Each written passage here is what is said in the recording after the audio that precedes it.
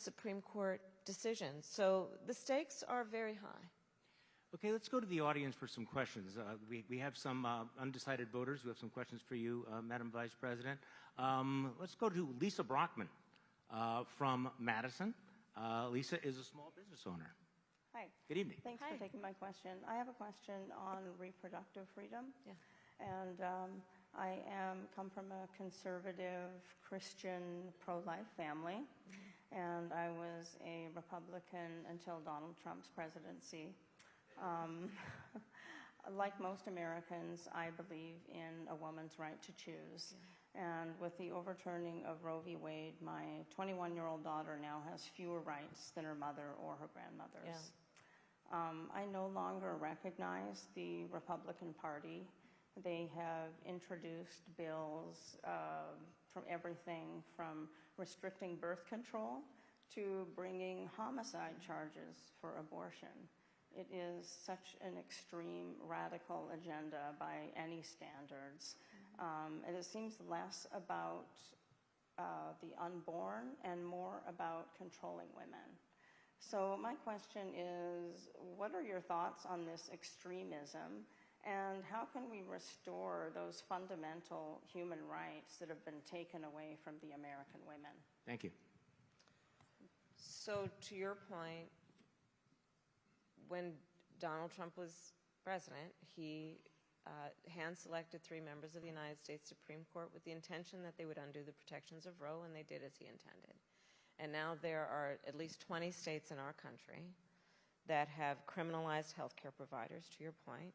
I mean, in Texas, the law provides for prison for life for a doctor, nurse, healthcare provider for doing what they believe is healthcare and in the best interest of their patient.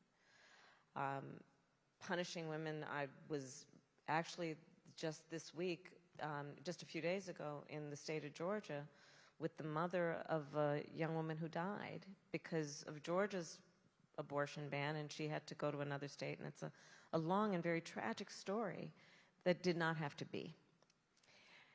And here's how I think about this issue.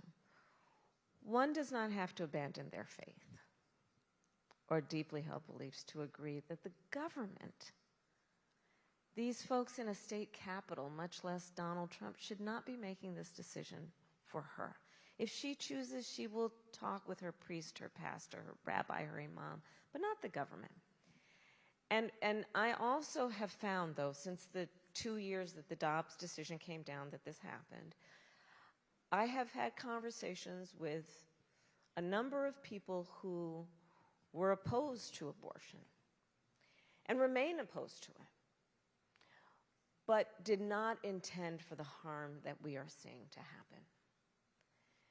And I think as this decision came down and we are seeing the harm, there are more and more people who are agreeing that this should not be the government making this decision for women and their families. And the way that we will address this is eventually Congress needs to pass a law restoring those protections. And we need to agree that in our society, you know, we should not have laws that are treating people in a way that is causing such harm. I'll give you another example of the harm that is going on. I started my career as a prosecutor. I have prosecuted everything from low-level offenses to homicides. But one of the reasons I became a prosecutor is because when I was in high school, I learned that my best friend was being molested by her stepfather. And so I said to her, you have to come live with us. I called my mother. My mother said, of course, and she did. And I made a decision early in my life that I wanted to do the work that was about protecting vulnerable people. There are some of these bans that include no exception for rape or incest.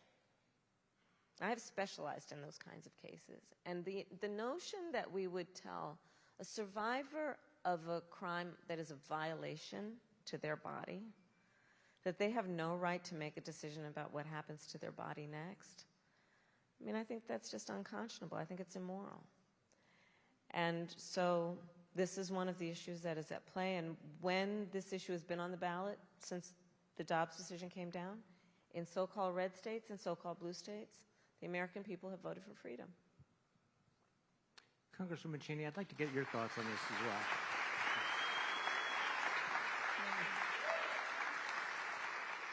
You know, I'm pro-life, and I have been very troubled, deeply troubled, by what I have watched happen in so many states since Dobbs.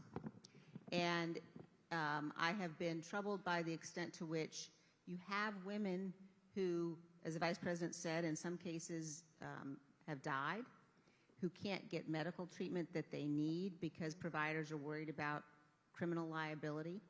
You know, we're facing a situation today where I think that it's an untenable one. And I think that as we deal with issues like this one, having a president who understands how important compassion is, who understands that these shouldn't be political issues, that we ought to be able to have these discussions and say, you know what, even if you are pro-life, as I am, I do not believe, for example, that the state of Texas ought to have the right, as they're currently suing to do, to get access to women's medical records. I mean, there are some very fundamental and fundamentally dangerous things that have happened. And so I think that it's crucially important for us to find ways to have the federal government play a role and protect women from some of the worst harms that we're seeing. But again, I just think that if you look at the difference in the way that Donald Trump is handling this issue, you know, Donald Trump at one point called for criminal penalties for women.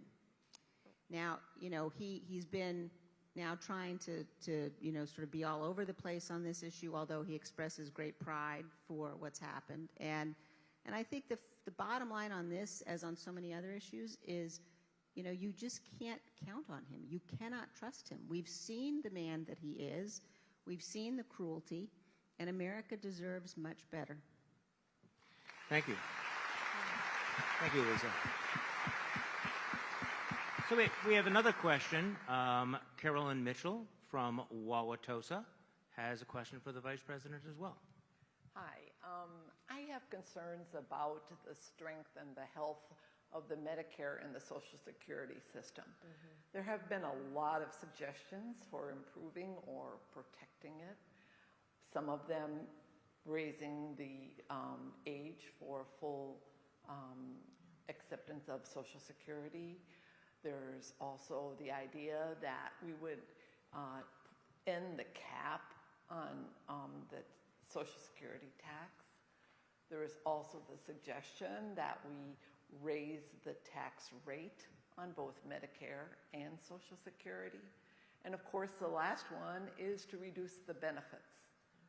So my question for you is, how can we protect the health of both Social Security and Medicare without reducing the benefits? Thank you. So, first of all, thank you for your question. Actually, just today, I believe it was, within the last 24 hours or so, an independent review of Donald Trump's policy on Social Security has indicated that under his policy, Social Security would become insolvent in 6 years.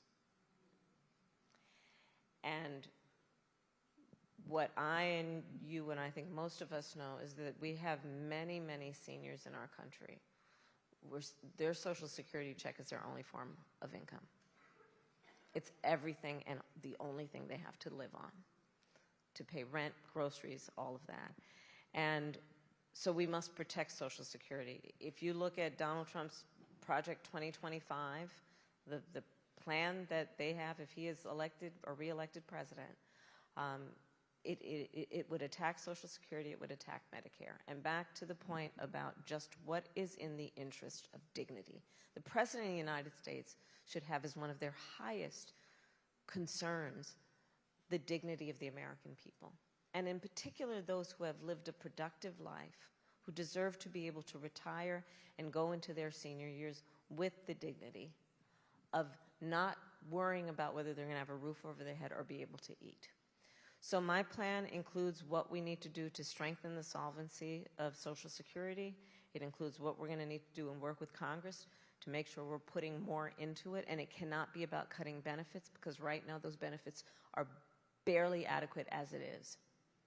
What we must also do is continue to strengthen Medicare around what we've been working on, which is to allow Medicare to negotiate prescription medication costs for our seniors. So in the last 4 years, we have now capped the cost of insulin at $35 a month for seniors. This is a huge issue for so many who have otherwise either taken a bus trip to Canada to try and get their prescription medication. You're smiling, you know what I'm talking about. Or, not that you have, I'm not suggesting that. Not suggesting that. And we've also capped the cost of prescription medication at $2,000 a year for our seniors. Understanding again that this is a related issue, which is what is causing our seniors to be on the verge of bankruptcy and homelessness, by the way. The other work that we have to do is to deal with home health care and how Medicare is covering that. So part of my plan is, right now, the only way that there will be coverage for home health care is, generally speaking, Medicaid, which means that the family or the individual would have to spend down all of their savings to be able to be eligible for Medicaid. And frankly, I think it's just that's wrong, and it's just wrong. You know, I took care of my mother when she was sick, and the work that needs to happen to support our seniors to be able to stay in their home, to be able to live a life with dignity, should include that we will pay attention to the fact that not everybody can afford that help. Not everyone has a family member who can do it. And so my plan includes having Medicare cover home health care work for seniors, so that you can stay in your home, for example, and have someone who can prepare a meal and help you put on a sweater. But the core point being dignity, and understanding that we should not have a society that allows or requires our seniors to go into poverty in order to qualify for the care that they may need, that I think we most would agree should provide.